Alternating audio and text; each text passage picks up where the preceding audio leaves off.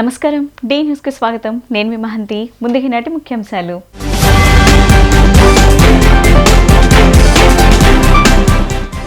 రాష్ట్ర రవాణా క్రీడల శాఖ మంత్రిగా బాధ్యతలు స్వీకరించిన రామప్రసాద్ రెడ్డి రోడ్డు ప్రమాదంలో రహిత రాష్ట్రంగా ఏపీని తీర్చిదిద్దుతానని హామీ.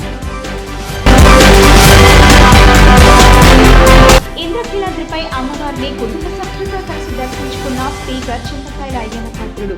అమ్మవారి దర్శనం చేపించి ప్రసాదాలు అందజేసిన ఈవో కెఎస్ రామారావు. బాధితుల సమస్యలపై తక్షణమే స్పందిస్తున్న డిప్యూటీ సీఎం పవన్ కళ్యాణ్. తన కుమార్తె కనపడటం లేదని తల్లి అభివృద్ధి చెప్పగా వెంటనే సీఐతో మాట్లాడి కేసును వేగవంతంగా పూర్తి చేయాలని ఆదేశం. రోడ్డు ప్రమాదాల రహిత రాష్ట్రంగా ఆంధ్రప్రదేశ్ను తీర్చిదిద్దుతామని రాష్ట్ర రవాణా, క్రీడలు మరియు యువజన సర్వీసుల శాఖ మంత్రి మండిపల్లి రాంప్రసాద్ రెడ్డి పేర్కొన్నారు. అందుకు తగ్గట్టుగా రాష్ట్రంలో రహదారుల స్థితిగతులను మెరుగుపరచడంతో పాటు ఆర్టీసీ డ్రైవర్లకు అవసరమైన శిక్షణ కార్యక్రమాలను పెద్ద ఎత్తున నిర్వహిస్తామన్నారు.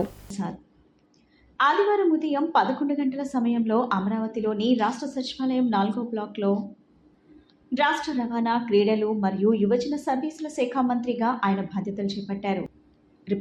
రాష్ట్ర మంత్రిగా బాధ్యతలు చేపట్టిన వెంటనే ప్రకాశం జిల్లా దర్శిలో 18.51 కోట్ల అంచనా వ్యయంతో డ్రైవింగ్ శిక్షణ మరియు రీసెర్చ్ సంస్థను ఏర్పాటు చేసి ఫైల్పై తొలి సంతకం చేశారు. అనంతరం పబ్లిసిటీ సెల్లో పాత్రికేయులతో ఆయన మాట్లాడుతూ రాష్ట్రంలో రహదారి ప్రమాదాల నివారణకు అత్యంత ప్రాధాన్యతనిస్తామని, ప్రభుత్వం మరియు ఆర్టీసీ పరంగా అందుకు అవసరమైన అన్ని చర్యలను త్వరలోనే చేపడతామన్నారు. రోడ్డు ప్రమాదాల వల్ల జరిగే నష్టాన్ని, దుఃఖాన్ని తాను 11 ఏళ్ల వయసులోనే స్వయంగా అనుభవించానని, రోడ్డు ప్రమాదంలో తన తండ్రిని కోల్పోవడం జరిగిందని ఆవేదనను ఆయన వ్యక్తం చేశారు. అటువంటి నష్టం, దుఃఖం మరెవరికి కలగకుండా ఉండేందుకు అవసరమైన అన్ని చర్యలను త్వరలో తాను చేపడతానని తెలిపారు. గత 5 ఏళ్ల కాలంలో రాష్ట్రంలో రహదారుల స్థితిగతులు అస్తవ్యస్తంగా మారాయని, రోడ్ల స్థితిగతులను మెరుగుపరిచే అంశంపై త్వరలోనే రాష్ట్ర ముఖ్యమంత్రి శ్రీ నారా చంద్రబాబు నాయుడు గారితో చర్చించి తగు చర్యలు తీసుకోవడం జరుగుతుందన్నారు. ఎన్నికల మేనిఫెస్టోలో ఇచ్చిన హామీ మేరకు రాష్ట్రంలోని మహిళలందరికీ ఏపీఎస్ఆర్టీసీ బస్సుల్లో ఉచిత ప్రయాణ సౌకర్యాన్ని త్వరలోనే కల్పిస్తామన్నారు. తెలంగాణ, కర్ణాటక రాష్ట్రాల్లో అమలు చేస్తున్న మహిళల ఉచిత ప్రయాణ సౌకర్యం పథకంలో ఎదురయ్యే లోటుపాట్లు మన రాష్ట్రంలో తలెత్తకుండా తగు జాగ్రత్తలు తీసుకుంటామన్నారు. దేశంలోనూ రాష్ట్రంలోనూ సరైన క్రీడాకారులు లేక ఎంతో వెనుకబడిపోయి ఉన్నామని, యువతలో క్రీడా స్ఫూర్తిని ప్రోత్సహించాల్సిన అవసరం ఎంతో ఉందన్నారు. మానసిక ఉల్లాసాన్ని, శారీరక దారుఢ్యాన్ని పెంపొందించే క్రీడలు యువతకు ఎంతో అవసరమన్నారు. అటువంటి క్రీడలను రాష్ట్ర వ్యాప్తంగా ప్రోత్సహించే విధంగా మరియు యువతలో క్రీడా స్ఫూర్తిని పెంపొందించేందుకు ఏడాదిలో 365 రోజుల క్రీడల నిర్వహణకు ప్రణాళికలు రూపొందిస్తామన్నారు. గత ప్రభుత్వ హయాంలో యువజనులను ప్రోత్సహించే విధంగా ఎటువంటి కార్యక్రమాలు నిర్వహించకుండా యువజన సర్వీసుల శాఖను నిర్వీర్యం చేయడం జరిగిందన్నారు. అటువంటి పరిస్థితులు పునరావృతం కాకుండా యువతను, నిరుద్యోగులను ప్రోత్సహించే విధంగా పలు కార్యక్రమాలను చేపడతామన్నారు. రాష్ట్ర రవాణా శాఖ అదనపు కార్యదర్శి Narasimha Reddy, APSRTC executive director KS Brahmananda Reddy, GV Ravi Varma, Chandrashekar, APSRTC officers association president Y Srinivas, క్రీడా శాఖ tribal sports officer S Venkataramana, యువజన సర్వీస్ శాఖ deputy director Ramakrishna, NCC assistant director Kezia తదితరులతో పాటు పలువురు అధికారులు, అనధికారులు మంత్రికి పుష్పగుచ్చాలు అందజేస్తూ అభినందనలు తెలిపారు. అందరికీ నమస్కారం. ఇక్కడికి విచ్చేసిన ఎలక్ట్రానిక్ మీడియా, అలాగే సోషల్ మీడియా, ప్రింట్ మీడియా సోదరులకు ప్రతి ఒక్కరికి ధన్యవాదాలు తెలియజేసుకుంటూ ఈ కార్యక్రమాన్ని ప్రారంభిస్తున్నా. ఈరోజు రాంప్రసాద్ రెడ్డి అనే నేను ఆంధ్రప్రదేశ్ రాష్ట్ర రవాణా, అలాగే క్రీడా, యువజన సర్వీసుల మంత్రిగా రాష్ట్ర సచివాలయంలో బాధ్యతలు తీసుకోవడం జరిగింది. చాలా సంతోషంగా ఉంది. మొట్టమొదటిగా మీ అందరి ముందుకు వచ్చి ఈ సమావేశాన్ని ఇక్కడ జరపడం, ముఖ్యంగా ఈ అవకాశాన్ని నాకు ఇచ్చిన మా నియోజకవర్గ ప్రజలకు, అలాగే పెద్దలు, ముఖ్యమంత్రి వర్యులు నారా చంద్రబాబు నాయుడు గారికి, అలాగే మా యువ నాయకులు లోకేష్ బాబు గారికి మరొక్కసారి మీ తరఫున ధన్యవాదాలు తెలియజేసుకుంటున్నా. ఆంధ్రప్రదేశ్ రాష్ట్ర శాసనసభ స్పీకర్ చింతకాయల అయ్యన్న పాత్రుడు కుటుంబ సభ్యులతో కలిసి ఇంద్రకీలాద్రిపై శ్రీ అమ్మవారి దర్శనార్థం ఆలయమునకు విచ్చేయగా ఆలయ కార్యనిర్వహణాధికారి కెఎస్ రామారావు ఆలయ మర్యాదలతో స్వాగతం పలికి అమ్మవారి దర్శనం కల్పించారు. అనంతరం వీరికి వేద పండితులు వేద ఆశీర్వచనం చేయగా ఆలయ ఈవో శ్రీ అమ్మవారి ప్రసాదములో శేషవస్త్రము చిత్రపటం అందజేశారు.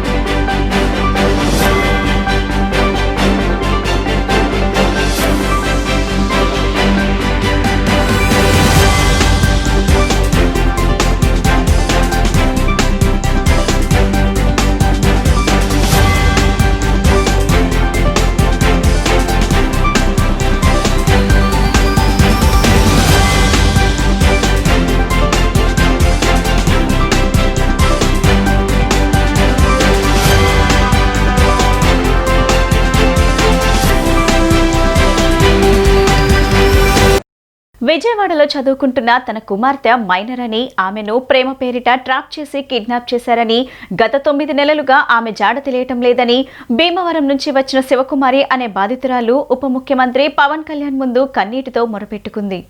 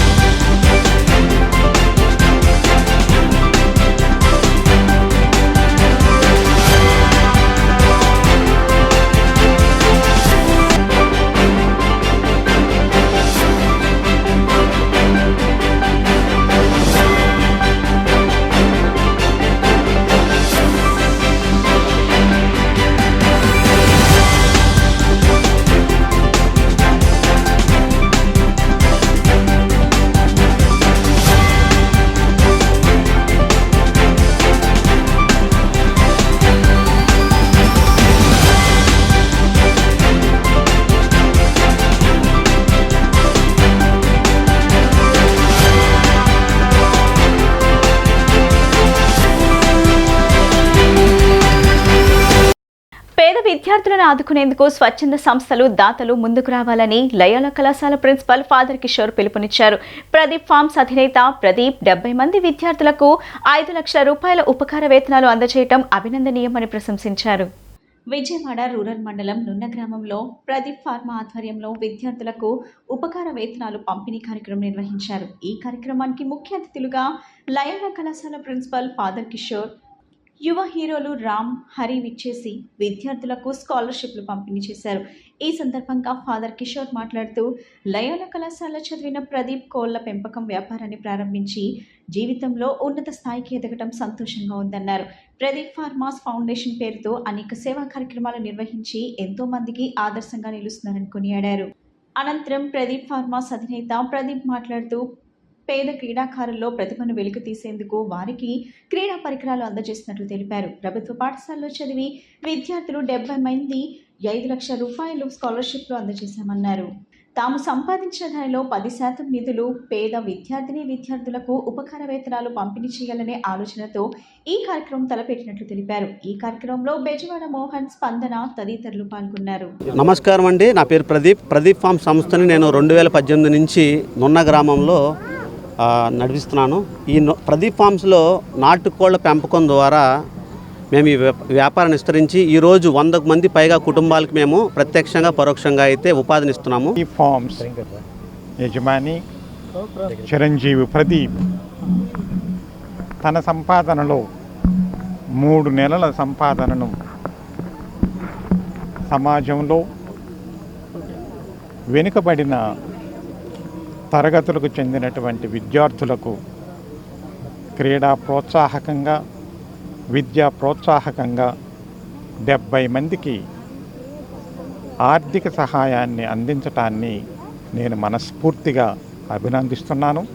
గత ప్రభుత్వం ఎస్సీ, ఎస్టీల కొరకు చేపట్టిన కార్యక్రమాలు కేటాయించిన నిధులు వంటి అంశాలపై శ్వేతపత్రం విడుదల చేయాలంటూ ఏపీ దళిత వేదిక, దళిత బహుజన ఫ్రంట్ రాష్ట్ర ప్రభుత్వాన్ని కోరింది. గతంలో అమలు చేసిన 27 ఎస్సీ, ఎస్టీ పథకాలను పునరుద్ధరించాలని విజ్ఞప్తి చేసింది. రాజధాని నిర్మాణంలో రాజధాని కొరకు భూములు ఇచ్చిన అసైన్డ్ రైతులకు ఇతర రైతులతో సమానమైన నష్టపరిహారాన్ని అందజేయాలని విజ్ఞప్తి చేసింది. ఆంధ్రప్రదేశ్ దళిత వేదిక, దళిత బహుజన ఫ్రంట్ సారథ్యంలో విజయవాడ ప్రెస్ క్లబ్లో ఆదివారం రౌండ్ టేబుల్ సమావేశం జరిగింది. ఈ సందర్భంగా ఏపీ దళిత వేదిక అధ్యక్షుడు వంగివరపు రెడ్డన్నతో పాటు సిహెచ్ మల్లేష్ మీడియాతో మాట్లాడారు. దళితుల సంక్షేమం, అభివృద్ధి, రక్షణ మరియు పాలన భాగస్వామ్యంకై దళిత ఉద్యమ కార్యాచరణ సమావేశాన్ని నిర్వహించనున్నట్లు తెలియజేశారు. గత ప్రభుత్వంలో దళితుల సంక్షేమం, అభివృద్ధి, రక్షణ మరియు పాలనలో భాగస్వామ్యం నామమాత్రంగానే కొనసాగిందని ఆవేదన వ్యక్తం చేశారు. నవరత్నాల్లో భాగంగా అందించే పథకాలను ఎస్సీ, ఎస్టీలకు వర్తింపచేస్తూ రాజ్యాంగబద్ధంగా వీరికి ఉన్న ప్రత్యేకత హక్కులను గత ప్రభుత్వం కాలరాసిందని వాపోయారు. వీటన్నిటికైనా ఆగ్రహం వ్యక్తం చేసిన దళితులు పెద్ద ఎత్తున ఉద్యమించారని గుర్తు చేశారు. దళితుల ఆగ్రహంతోనే గత ప్రభుత్వం కుప్పకూలిందని పేర్కొన్నారు. ఈ ప్రభుత్వం దళితుల రక్షణ, సంక్షేమానికి అధిక ప్రాధాన్యత ఇవ్వాలని విజ్ఞప్తి చేశారు. అదేవిధంగా దళితులు, గిరిజన సంక్షేమం కోసం అభివృద్ధి, రక్షణకై తాము చేపట్టిన ప్రతిపాదనలు అమలు చేయాలని కోరుతున్నామన్నారు. గత ప్రభుత్వం ఎస్సీ, ఎస్టీల సంక్షేమానికి ఖర్చు చేసిన నిధులపై శ్వేతపత్రం ప్రకటించాలని విజ్ఞప్తి చేశారు. గతంలో అమల్లో ఉన్న ఎస్సీ, ఎస్టీల విద్య, ఉద్యోగం, స్వయం ఉపాధి, గ్రామీణ జీవనోపాధులు, నైపుణ్యాలకు చెందిన 27 పథకాలను జగన్మోహన్ రెడ్డి రద్దు చేశారని, వాటిని ఈ ప్రభుత్వం పునరుద్ధరించాలని కోరారు. ఎస్సీల అభ్యున్నతి కోసం రాష్ట్ర కేబినెట్లో మరో 2 మంత్రి పదవులు కేటాయించాలని కోరారు. రాజ్యాంగబద్ధంగా ఎస్సీ, ఎస్టీలకు ఉన్న ప్రత్యేక హక్కులు, చట్టాలను ఈ ప్రభుత్వం అమలు చేయాలన్నారు. చాలా మందికి తెలుసు. అయితే గత 5 సంవత్సరాలుగా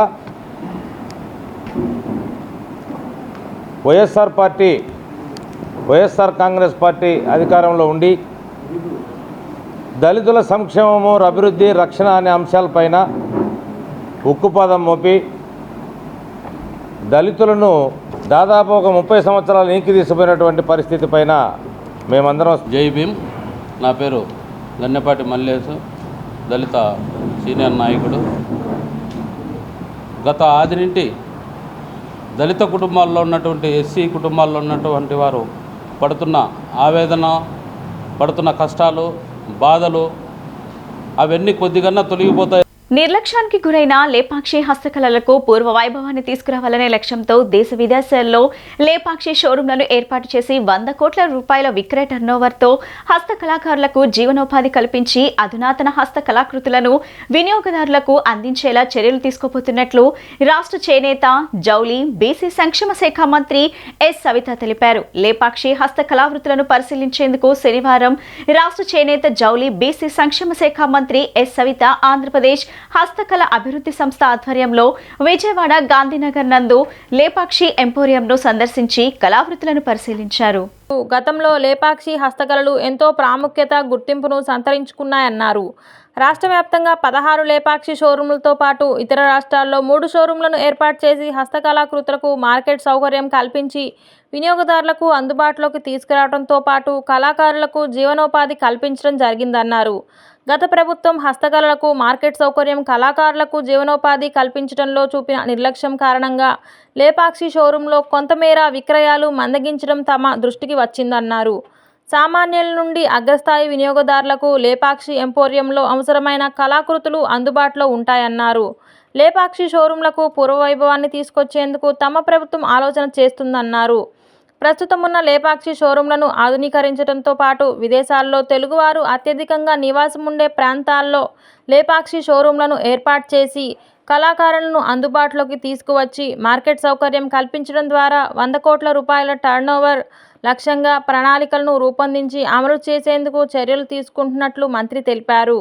వినియోగదారుల అభిరుచులకు అనుగుణంగా హస్తకళాకృతులను రూపొందించేలా హస్తకళాకారులకు నైపుణ్యం, శిక్షణ అందించే దిశలో అడుగులు ముందుకు వేయబోతున్నామన్నారు. రాష్ట్రంలో వివిధ ప్రాంతాల్లో హస్తకళాకారులు ఇప్పటికీ హస్తకళలపై ఉన్న మక్కువతో ఆర్థిక ఇబ్బందులను తట్టుకునే సైతం కళాకృతులను రూపొందించి మన సంస్కృతి సాంప్రదాయాలకు జీవం పోస్తున్నారన్నారు.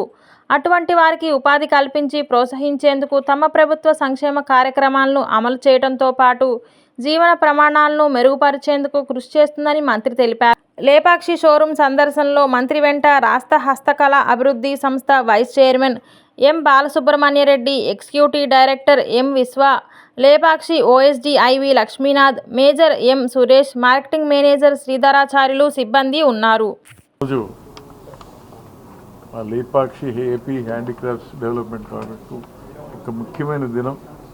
ఎందుకంటే మా శాఖ అమాత్యులు మంత్రి గారు శ్రీమతి సవితా మేడం గారు అదే పనిగా మేడం ఎంతో బిజీగా ఉన్న అసెంబ్లీ అన్నీ ఉన్నా కూడా మేము ఇన్వైట్ చేయగానే వెంటనే మా షోరూమ్కు ఈరోజు వచ్చినందుకు మా అందరి సిబ్బంది తరఫున మీకు ధన్యవాదాలు. నిజంగా చూస్తుంటే చాలా గర్వంగా ఉంది. ఎందుకంటే ఇన్ని కళలు ఇక్కడ హస్తకళలు అన్ని కళలు అందరికీ ఉపయోగపడేటివి. సామాన్యమైన ప్రజల దగ్గర నుంచి అత్యున్నతమైన స్థాయి ఉండే వారి వరకు ఉపయోగపడే ప్రతి వస్తువు ఇక్కడ దొరకటం నిజంగా చాలా గర్వంగా ఉందని కూడా తెలియజేస్తున్నాను. నన్ను డిపార్ట్మెంట్ వాళ్ళు కూడా నాకు తెలియజేశారు వాట్ ఈజ్ వాట్ అనేది. ఇప్పుడు రాష్ట్రంలో మొత్తం లేపాక్షి ఎంపోరియంస్ మొత్తం 16 ఇక్కడ ఉన్నాయి, 3 బయట ఉన్నాయి, ఇతర రాష్ట్రాల్లో ఉన్నాయి.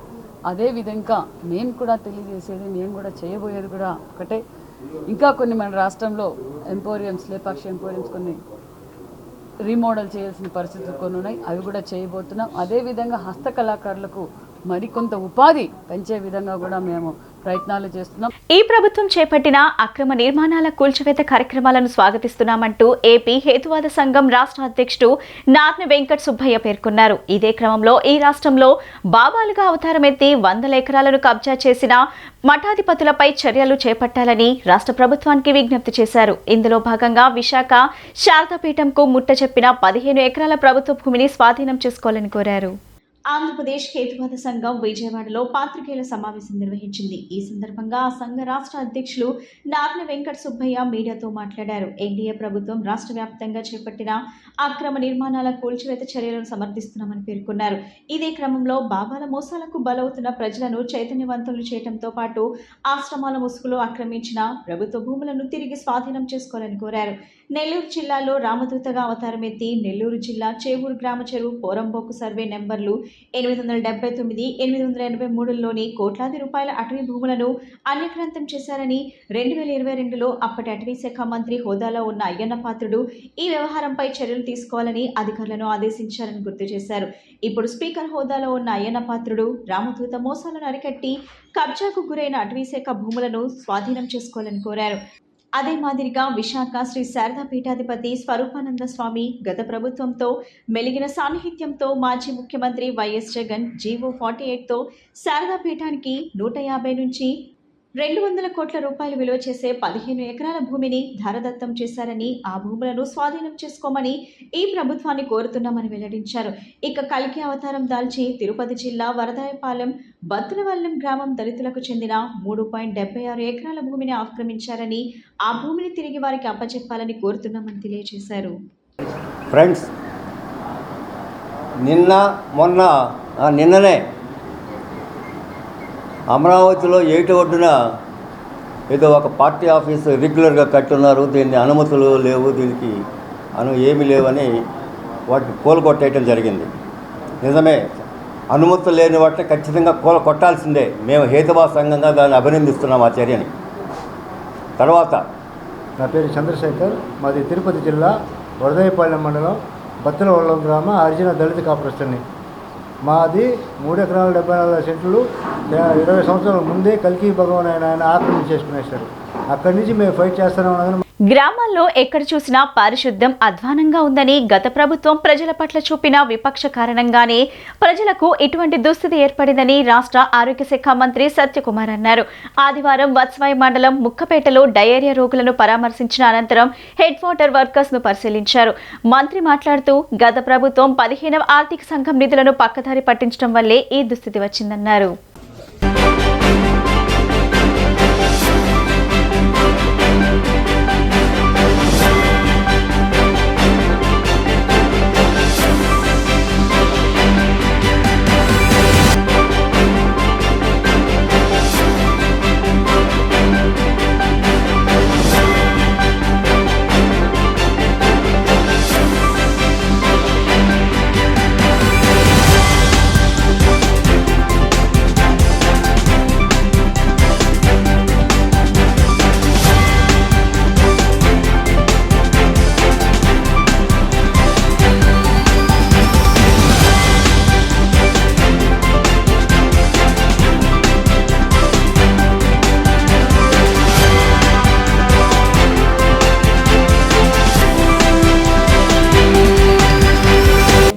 ఆదివారం తెల్లవారుజామున 4 గంటలకు మొదలుపెట్టిన అమరావతి రైతులు అమరావతి ప్రాంతవాసుల పాదయాత్ర విజయవాడ నగరానికి చేరుకుంది. సీఎం చంద్రబాబు ముఖ్యమంత్రి అయిన సందర్భంగా ఇంద్రకీలాద్రిపై కొలువైన కనకదుర్గమ్మ అమ్మవారిని దర్శించుకొని వారి మొక్కులు తీర్చుకున్నట్లు చెప్పారు. ఈ కార్యక్రమంలో భారీ సంఖ్యలో అమరావతి ప్రాంతానికి చెందిన మహిళలు, రైతులు పాల్గొన్నారు.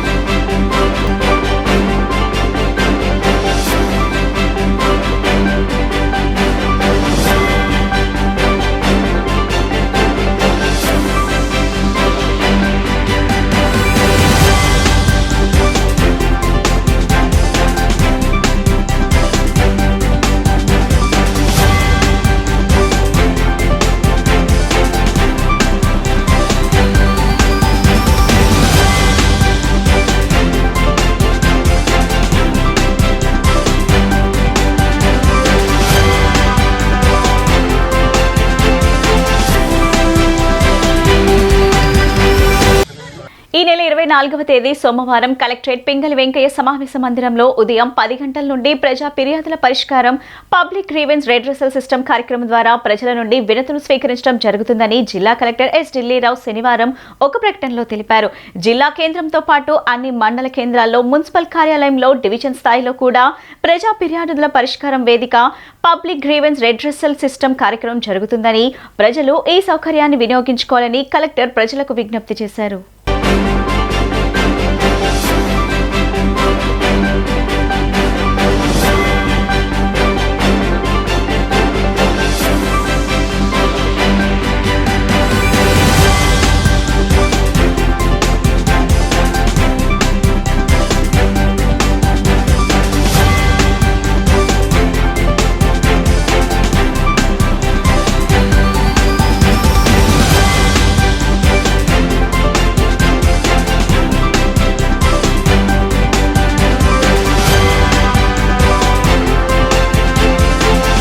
పొలంలోని ఫెన్సింగ్ పై విద్యుత్ వైర్ ఉండటంతో ఈ ప్రమాదం సంభవించినట్లు అనుమానం వ్యక్తం చేశారు. ఘటనపై ఆదివారం పోలీసులు కేసు నమోదు చేసి మృతదేహాన్ని పోస్టుమార్టం నిమిత్తం నూజివీడు ప్రభుత్వ ఆసుపత్రికి తరలించారు.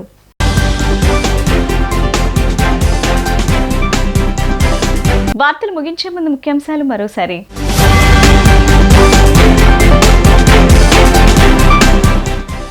రాష్ట్ర రవాణా క్రీడల శాఖ మంత్రిగా బాధ్యతలు స్వీకరించిన రామప్రసాద్ రెడ్డి రోడ్డు ప్రమాదంలో రహిత రాష్ట్రంగా ఏపీని తీర్చిదిద్దుతానని హామీ.